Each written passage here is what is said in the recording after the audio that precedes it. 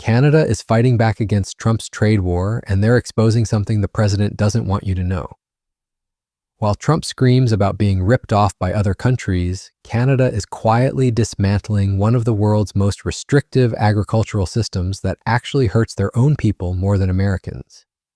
But instead of celebrating this opportunity, Trump is doubling down on his failed tariff strategy that's already costing American families over $1,300 per year.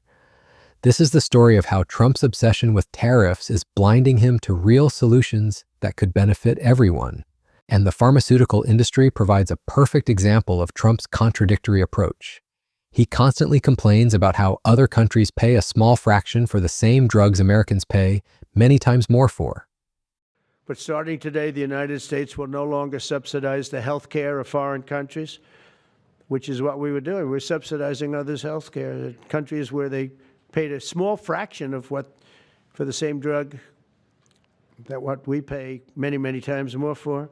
And will no longer tolerate profiteering and price gouging from Big Pharma. But again, it was really the countries that forced Big Pharma to do things that, frankly, I'm not sure they really felt comfortable doing. But they've gotten away with it, these countries. European Union has been brutal. He claims the United States will no longer subsidize the health care of foreign countries and that we won't tolerate profiteering from Big Pharma. Yet his solution is to impose massive tariffs that will only raise drug prices for American patients, while doing nothing to address the underlying pricing disparities. Let's start with what Canada is actually doing to their own economy. Canada operates what trade experts call a Soviet-style supply management system, and that's not hyperbole. It's a uniquely Canadian approach that no other developed nation uses, and for good reason. This system controls dairy, eggs, and poultry production through quotas, prevents competition, and blocks both international and interprovincial trade. Think about that for a moment. Canadian provinces can't even freely trade with each other, something that would be unthinkable in the United States. The Fraser Institute's Fred McMahon calls it odious policy, favoring an affluent few, burdening the poorest, and creating needless friction with allies and trading partners.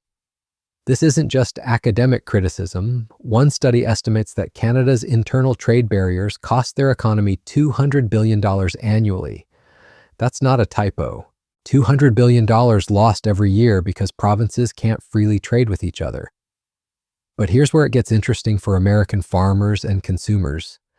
Canada's supply management system doesn't just hurt Canadians, it creates artificial barriers that Trump constantly complains about.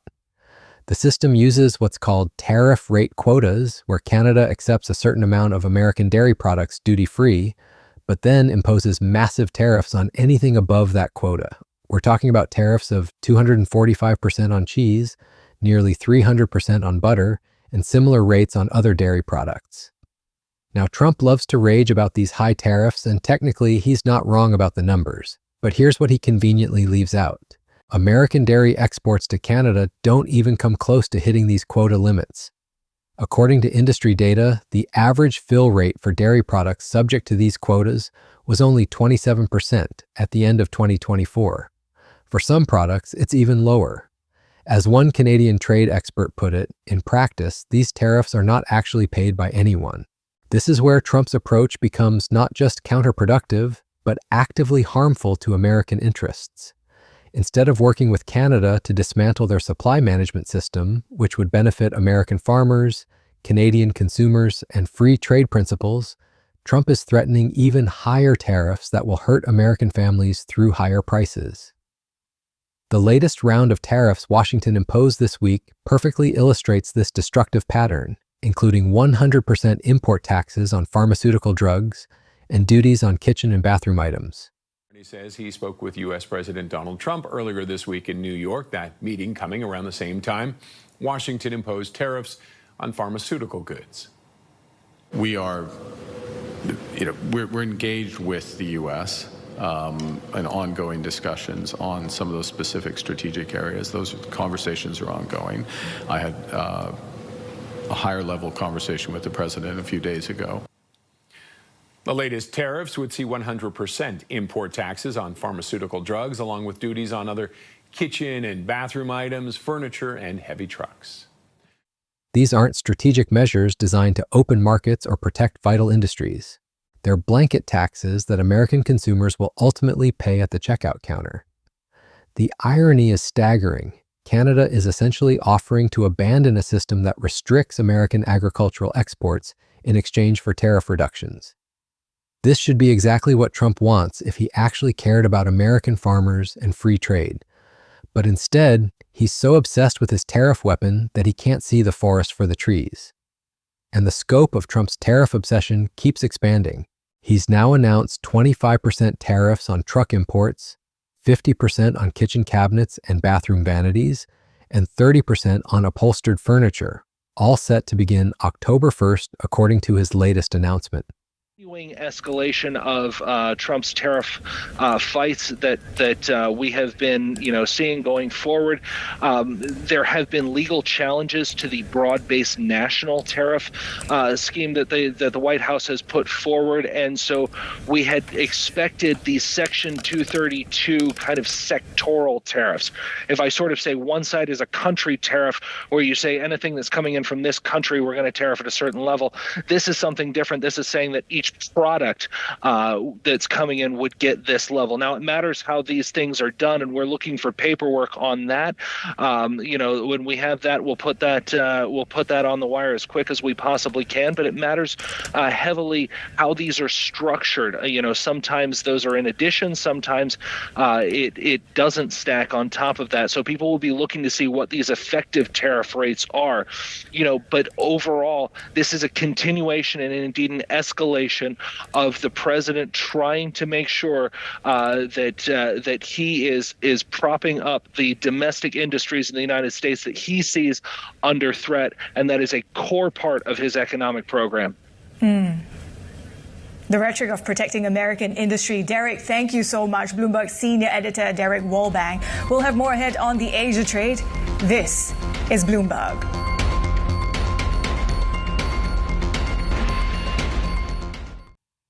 Financial experts note there have been 28 separate revisions to U.S. tariff codes this year alone, creating chaos for supply chains and making long-term business planning nearly impossible. Let's look at what happened with Canada's digital services tax to understand Trump's real priorities. In June, Canada was about to implement a 3% tax on digital services revenue from large tech companies, primarily American firms like Google, Amazon, and Meta. The tax was set to take effect on June 30th and would have applied retroactively to 2022, potentially costing these companies billions. Trump's response was swift and decisive. He called the tax a direct and blatant attack on our country and immediately threatened to terminate all trade discussions with Canada. Within days, Canada completely rescinded the tax.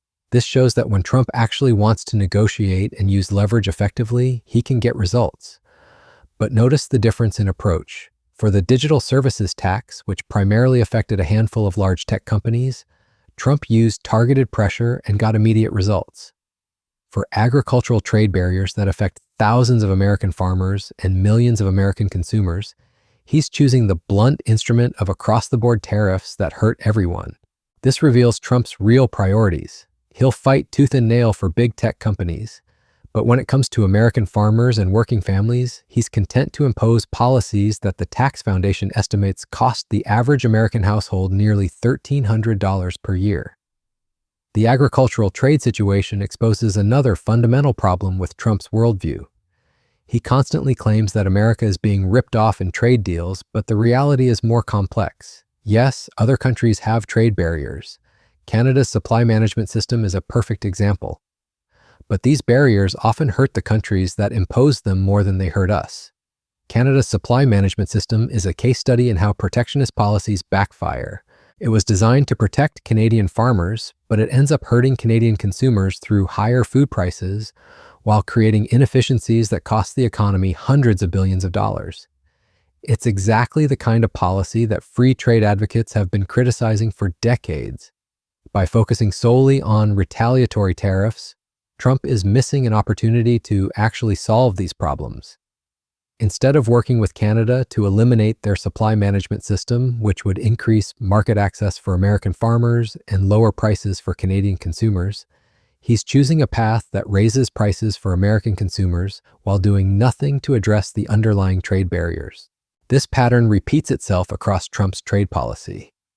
Rather than identifying specific problems and crafting targeted solutions, he defaults to broad-based tariffs that function as a tax on American consumers. It's the economic equivalent of using a sledgehammer when you need a scalpel. The Canada situation also highlights how Trump's tariff threats have real consequences for American businesses and consumers. When Trump imposed 25% tariffs on Canadian goods in March, Canada retaliated with their own tariffs on $30 billion worth of American products. These retaliatory tariffs targeted everything from American agricultural products to manufactured goods, hitting American exporters and the communities that depend on them. What makes this particularly frustrating is that Canada and the United States have one of the world's most integrated trading relationships. $2.5 billion worth of goods and services cross the border every day. This isn't a relationship where one side is ripping off the other. It's a mutually beneficial partnership that supports millions of jobs on both sides of the border. But Trump's tariff obsession is undermining this relationship. Canadian businesses are being encouraged to switch from American suppliers to domestic or other international sources. American companies that rely on Canadian inputs are facing higher costs and supply chain disruptions.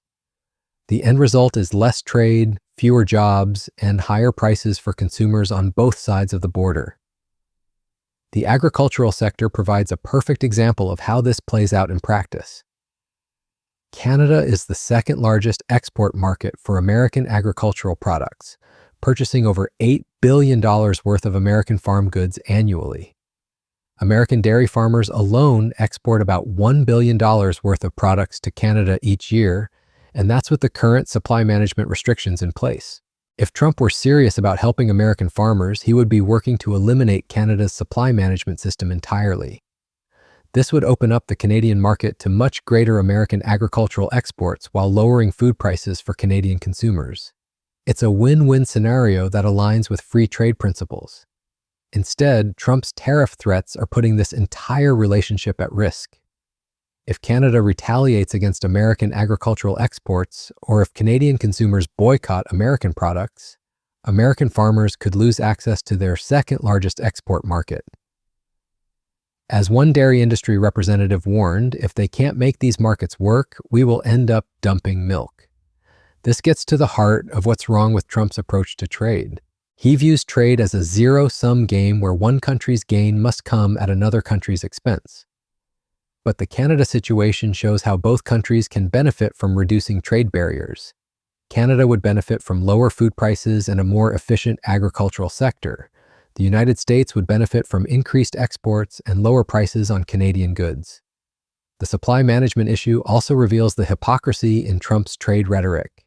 He constantly complains about other countries' trade barriers while ignoring America's own protectionist policies. The United States has its own agricultural subsidies, over $30 billion per year, according to the Cato Institute. We have our own sugar import restrictions that work similarly to Canada's dairy quotas. We have tariffs on steel, aluminum, and numerous other products. If Trump were serious about free trade, he would be working to eliminate trade barriers on both sides. Instead, he's adding new barriers while complaining about existing ones. This approach is guaranteed to fail because it gives other countries no incentive to reduce their own barriers. The broader economic impact of Trump's tariff strategy is becoming increasingly clear. The Tax Foundation estimates that Trump's tariffs amount to an average tax increase of nearly $1,300 per American household. These aren't taxes on foreign countries. They're taxes on American consumers, paid every time they buy imported goods or domestic products that compete with imports. These costs hit working families the hardest. Wealthy Americans can afford to pay higher prices for everyday goods. Working families can't. When the price of food, clothing, and other necessities goes up because of tariffs, it's working families who bear the burden. Meanwhile, the benefits of these tariffs are concentrated among a small number of domestic producers who are protected from foreign competition. This is exactly the kind of policy that economists across the political spectrum have criticized as inefficient and regressive. The Canada situation shows there's a better way forward. Instead of imposing across-the-board tariffs that hurt American consumers, Trump could focus on identifying specific trade barriers and working to eliminate them through negotiation. The digital services tax episode proves that this approach can work when Trump actually commits to it. For agricultural trade with Canada, the path forward is clear. Canada should eliminate its supply management system, which would benefit both Canadian consumers and American farmers. The United States should reduce its own agricultural subsidies and import barriers. Both countries would benefit from increased trade and lower prices. But this requires Trump to abandon his zero-sum thinking and embrace actual free trade principles. It requires recognizing that trade barriers hurt the countries that impose them as much as their trading partners. And it requires focusing on solving specific problems rather than using tariffs as a general-purpose tool for every trade dispute. The stakes couldn't be higher. Canada and the United States have built one of the world's most successful trading relationships over decades.